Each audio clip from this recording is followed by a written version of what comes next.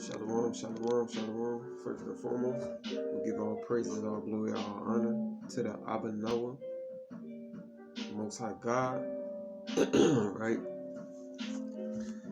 I'm gonna be touching on right now the milk, right? The essential scriptures you need to build you up in the spirit, right?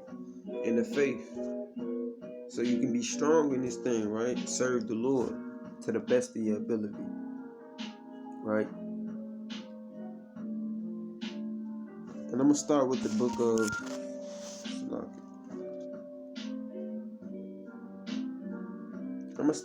Romans, right? The book of Romans, chapter 10 and verse 2, and it reads, "For I bear them record that they have a zeal of God, but not according to knowledge." Let me read that again. The book of Romans, one of the books that Paul wrote, right? Accordingly, right?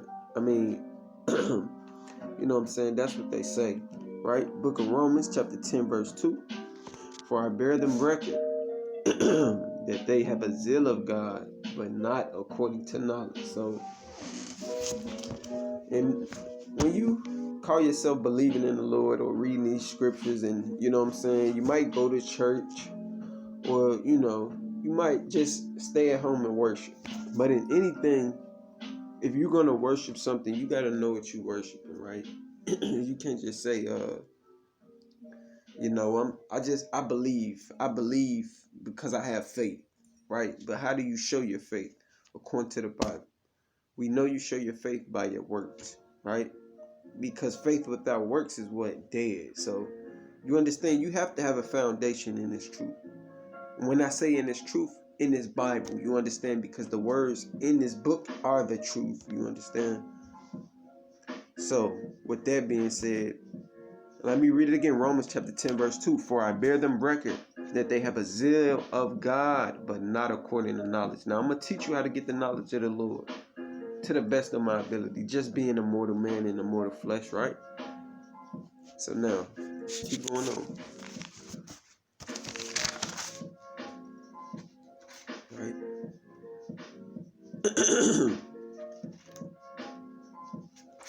Now I'm going to go to the book of Amos. Book of Amos chapter 3 and verse 6.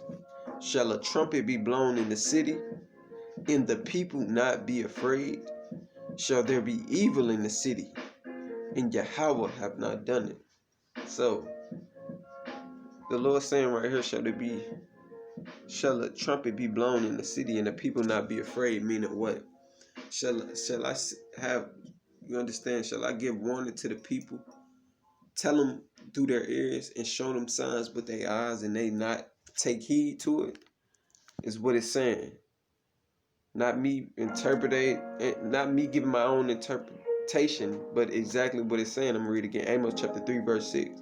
"Shall a trumpet be blown in the city, and the people not be afraid?" So the Lord saying, shall I give the people warning of the famine, of the pestilence, of the plagues that are to come, and they not give heed? Right? "Shall there be evil in the city, and the Lord have not done it?" So shall there be madness in the city, chaos, anarchy, all type of propaganda and things of that nature, but the Lord have not had his will or his hand in this?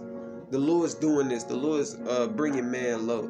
The Lord's causing all these viruses and these illnesses and these pestilence, you understand? For his purpose, for his name can be magnified, you understand?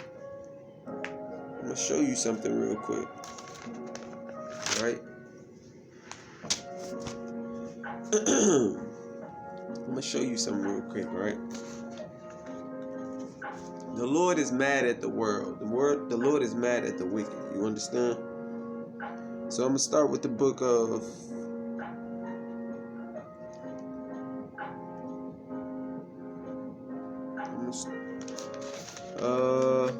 bear with me, Salakia.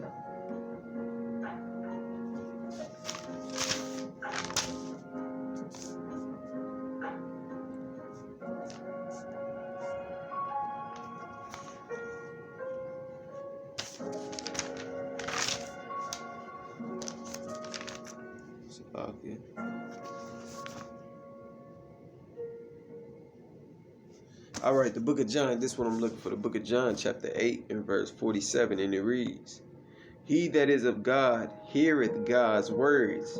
Ye therefore hear them not, because ye are not of God. Right? Now let me go back to Romans chapter 10 and verse 2, and it reads what? For I bear them record that they have a zeal of God, but not according to knowledge. Why do they have a zeal but not according to knowledge? Because John's going to tell you again, book of John chapter 8 verse 47. He that is of God heareth God's words. Ye therefore hear them not, because ye are not of God. So you may think you're hearing the word, but spiritually the word is blocked from you. You understand? So it's nothing that you can do to receive it. Literally, it's nothing you can do. Because if you it's really no point for you to even pick up the Bible and read it if you just gonna read it and it's gonna go on one ear and not the other. If it's not building you up in the spirit, in the faith, you understand, then you wasting your time, you wasting your life. Go find you something to do, man. Go find a game or something. Go play around or something. Go play in traffic or something, right? Because what? John chapter 8 verse 47, He that is of God heareth God's words. Ye therefore hear them not, because ye are not of God. Right? That's why you understand you have a zeal but not according to knowledge. Right? Let me read another one to you. This is the book of Proverbs chapter 28 verse 9. This is another reason why they have a zeal but not according to knowledge. He that turneth away his ear from hearing the law, even his prayer shall be an abomination. Right? So if you turn away your ear from hearing the law, meaning what? You could have heard this law. It's not literally saying, you know what, when the law come out, you turning your ear. Turn it. No. Clearly, brothers and sisters and children, you understand me? Clearly the scripture is saying, I'm going to read it again and break it down slowly. Right? Pertaining to Romans chapter 10 and verse 2, for I bear them record that they have a zeal of God, but not according to knowledge. Proverbs 28 and 9, he that turneth away his ear from hearing the law, even his prayer shall be abomination. So that's why they have a zeal, but it's not according to knowledge, because they turned away their ear. Not physically, spiritually. You understand, when they got the law, when Deuteronomy 22 and 5 was read to them, that the man shall not, women shall not wear that which is pertaining unto a man, neither shall a man put on a woman's garment. When that scripture was read to them, they disregarded it. You understand? Sister said, you know what, I like the way my ass sit up in these whatever harlots wear nowadays. I don't know what pants women be wearing. You understand? But this harlot said, I like that. I like to seduce men. I like to have men going off, lusting after me. I like to get the preeminence. You understand? Like to feel like I'm somebody. When I put on these tight jeans, you understand? I get to fulfill my lust, basically. And brothers, it's the same way with brothers putting on dresses. You understand? The man heard the word, but he still turned to his pernicious ways. Went back to being a sodomite, right? Went back to his filth. Went back to his vomit, as the scriptures say, right? So it's time to cast away your temptation. You understand? Because you got a zeal, but not according to knowledge. You say you believe in the Lord, you serve the Lord, you pray 3 times a day, but you still picking up the pork, shrimp, crab, and lobster. You understand? You still picking up the pants when you got the dress at home. You understand? Brothers still putting on the dress when they got the mitri at home. When they got the damn fringes and head wraps, and they got the ability to keep the law, but they stiff-necked, man. Right? Continuing on. Right? I'm going to read Proverbs chapter 28 verse 9 again. He that turneth away his ear from hearing the law, even his prayer shall be abomination. Right? And what did Sirach chapter 15 verse 13 say? The Lord hateth all abomination, and they that fear God love it not.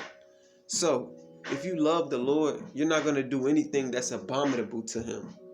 And what is an abomination to the Lord? He that turneth away his ear from hearing the law, even his prayer shall be abomination. Even his prayer. So your prayers included as being abominable. Not only you and your works from turning, this is your work right here. You turning away your ear from hearing the law, that's a work that you perform. You understand? In the physical and in the spiritual. You did that work. You performed that work. And was that a good work or was it an evil work? It was an evil work at the time. You understand me? But the Lord's going to wink at your ignorance if you turn from your evil ways, right? Read it again. Sirach chapter 15, verse 13. The Lord hateth all abomination, and they that fear God love it not.